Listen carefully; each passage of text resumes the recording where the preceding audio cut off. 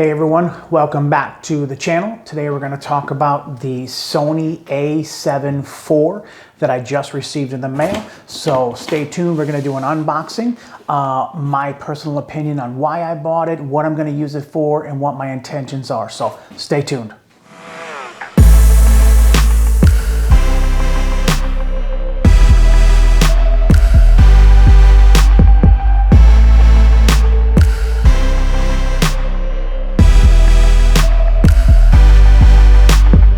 Back to the channel. Today we're going to talk about the Sony A74 that I just received. I pre-ordered this as soon as it came in, did all my homework, what the difference was going to be between the A7IV and then the Sony A74, pros, cons, back and forth, and let's get into it. So right now I presently own two of the Sony A7IIIs that I use for my weddings. So same camera bodies on both sides, 70 to 200 on one side, 24 to 70 on the other side. And then I swap my lens between how wide angle. I got a 16 to 35, 2.8, and they're all G Master lenses also. So I kind of swap back and forth when it comes to that, but the bodies are the same, so to make sure that the settings are gonna stay the same. So I was a little reluctant about buying the A74 because of now I only have a 1. So I bought it and we're gonna talk about that today. So it was not supposed to be released until December 31st. It said it started releasing. So I got my notification from B&H yesterday saying that it was being shipped, and here it is. So, you know, the typical black and orange Sony bodies. Nothing else inside of there. So we're gonna do this. So now I am very excited because I just did an unboxing of the 70 to 200 2.8 G Master for version 2 for the other day. So I'm looking forward to putting these two pieces of my puzzle together. So warranty cards, all that other stuff like that. So gonna come with another cord. So also got a couple of packages inside of here. And look at that, wrapped up nice and tight. So, Merry Christmas to me. Look at that. Wow, wow, wow, wow, wow. So, battery. So we're gonna put this aside over here.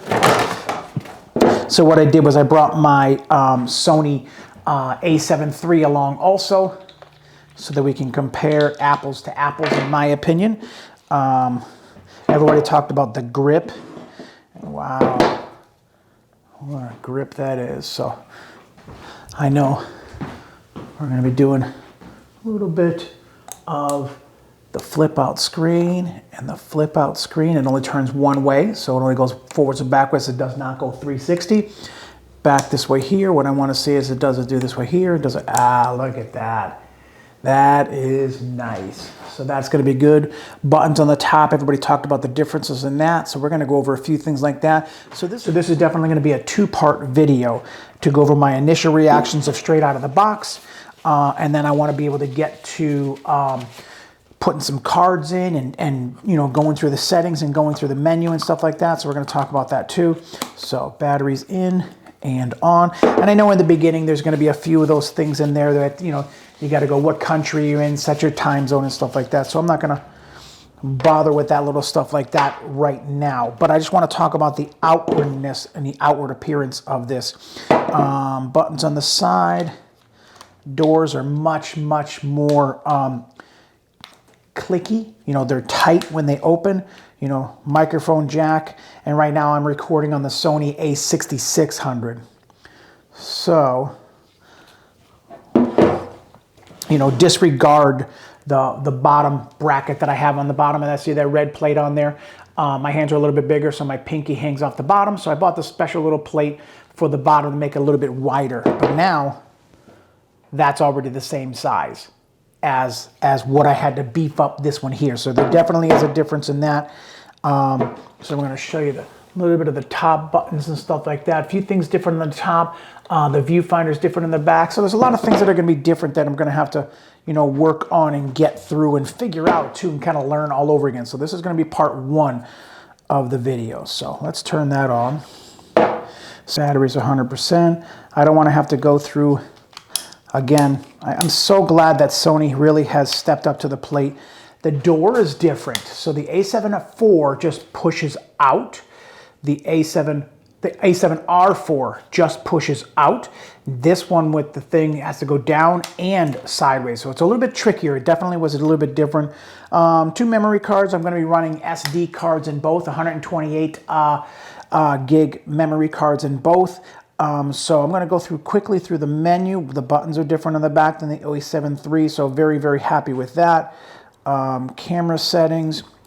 I kind of was okay with, got used to pressing the button down and turning the dials. This does not have push the button down to turn the dials, so there's going to be a few things I'm going to have to get used to when it comes to that. Menu, so it's, I don't have a lens on here, so it's not going to let me do a few of the options. JPEG high, which is a 33 megapixel sensor. Wow, definitely going to be different when it comes to, you know, going through. You're almost going to have to learn it all over again. And I feel like some people, it's like, oh, that's so hard to do, you know, to go through the menus and stuff like that. If you just take the time to go through them, you get used to them, and then it's not so hard to figure them out as you go forward, kind of like that. So it's like anything that's new. Anything that's new, you're going to have to try to rearrange and get used to that kind of stuff like that. But it is what it is. So my initial review is out of the box. Definitely feels different, definitely feels beefier, definitely feels deeper, definitely feels higher this way here than the A7 III. I'm not even going to go through the menu right now. That's going to be in part 2, and I'm going to set this up with my custom buttons that I have on that side of that. So right now we're just going to do a short video of the unboxing of the A7 IV and talk about first initial reactions. You know what? Let's do this. Let's take that off. This is the new Sony 70-200 version 2 2.8 G master lens, and I'm going to mount that onto the A7 IV. Oh, it feels nice. That feels really nice.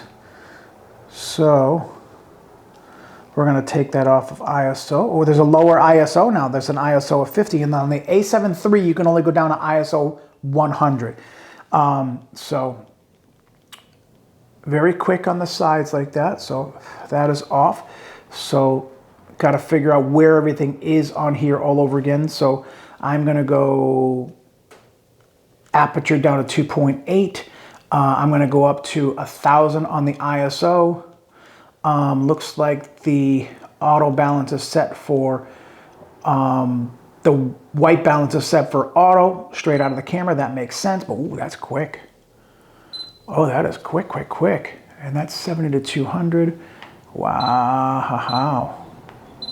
Very nice. No memory card in there, so I'm not going to worry too much about that. I know I'm blocking my face. But that's the beast. That's the beast that's on the 70-200. I'm going to take that out this weekend and do some pictures. It's Christmas time in my area, so we're going to have some good time to practice with that. I'm going to put my wide angle lens on that and do some pictures of the family and stuff like that. So initial reactions right out of the gate with the A7 IV. It is definitely a feel of a step up than the A7 III. It is definitely a step up when it comes to the quality build and the button, pressing the buttons and things like that. And most people are talking about that. So if you're looking for the specs and things like that, and I've said this in the past before, I'm more of a hands-on person, kind of how does it feel, how does it touch, how does it respond. I don't know the grams, I don't know all the technical stuff behind that.